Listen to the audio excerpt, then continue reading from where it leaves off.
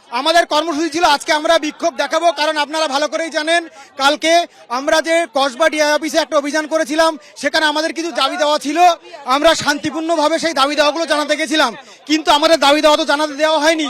উল্টে আমাদের নিরীহ শিক্ষক শিক্ষিকাকে নির্মমভাবে মারা হয়েছে এবং তাদের প্রাইভেট জায়গায় লাথি মারা হয়েছে। এমন জায়গায় মারা হয়েছে তারা দেখাতেই পাচ্ছেন না। তো আমরা তো শিক্ষক শিক্ষিকা, আজকে আমাদের চাকরিটা কেড়ে নেওয়া হয়েছে। তো আমরা অভিযোগ জানাতে কোথায় যাব?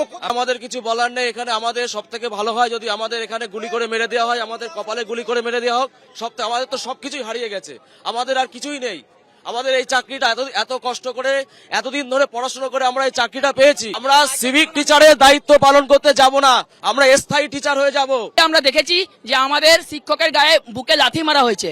আমাদেরকে বুকে গুলি করুন, গুলি, লাথি মারবেন না। লাথি তো মেরে দিয়েছেন, পেটে লাথি মেরে দিয়েছেন। আর লাথি নয়, গুলি খেতে চাই, গুলি করে দিন, মরে যাব। দরকার নেই এরকম প্রশাসনকে। ওনারা যে এসএসসির আমাদের ওএমআর মিরর কপিটা লুট করেছেন, লুকিয়ে রেখেছেন, তার দায় কি ফিরহাদ হাকিম নেবেন?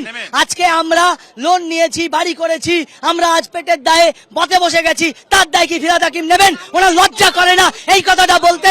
আজকে শিক্ষকদের ওএমআর এর পেনড্রাইভটা চুরি করেছেন, পেনড্রাইভটা লুকিয়ে রেখেছেন, তার দায় কি ফিরহাদ হাকিম নেবেন? ওনার লজ্জা হওয়া উচিত, কলকাতার মেয়র হিসেবে ওনার লজ্জা হওয়া উচিত। চাকরি ফেরত চেয়ে পুলিশের লাঠি, রাজপথে প্রতিবাদের ঢেউ। পুলিশের মার খেয়েও চাকরি ফেরত চেয়ে ফের পথে শিক্ষকরা। শিয়ালদা থেকে ধর্মতলা পর্যন্ত মহামিছিল, চাকরি হারাদের মিছিলে সামিল নাগরিক সমাজ। পথে নামলেন আরজিকর কাণ্ডে আন্দোলনকারীরাও। একই সঙ্গে সল্টলেকে পর্যন্ত প্রতিবাদ বিক্ষোভে সামিল হলেন চাকরি হারারা।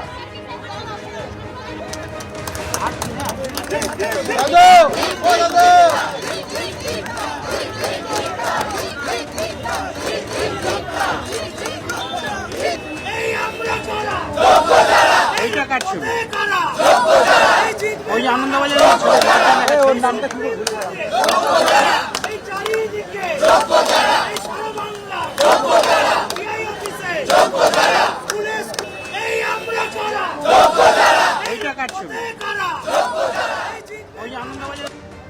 সল্টলেকের ছবি আপনারা দেখতে পাচ্ছেন, যেখানে চাকরি হারা শিক্ষকরা তারা সেখানে অবস্থানে বসে রয়েছেন।